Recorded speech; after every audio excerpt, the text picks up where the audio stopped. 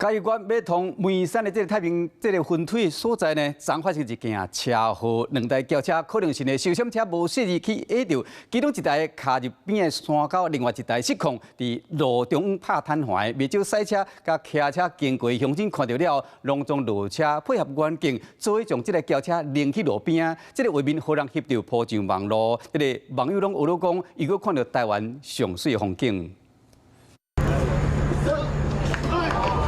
查甫人甲一个警察做伙出来刷车，大家骑马时身躯同齐出力。1、2、3，1、2、3。众人做伙出力，这可能就将坏插伫路中的轿车刷去到路边。昨下晡大概7点半时，通往嘉义县梅山乡太平分水路段，两台车经过太平村太平26院的附近，敢若是小险车时无适离去的路着。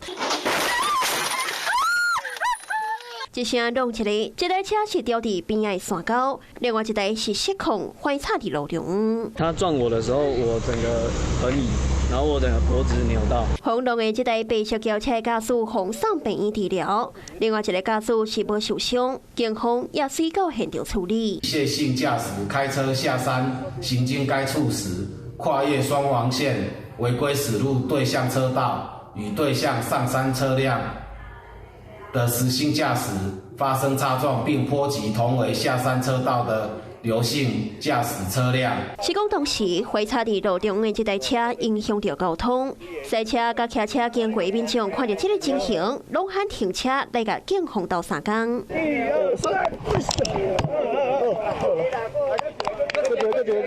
真侪民众做伙出来刷车这个画面，后面将翕大家铺上网络，真侪网友拢学了讲，真正有够混乱，又搁看到台湾上水的风景。你好，我是宋彦明，想掌握最及时的新闻资讯吗？赶紧订阅、按赞、开启小铃铛，锁定华视新闻 YouTube 频道。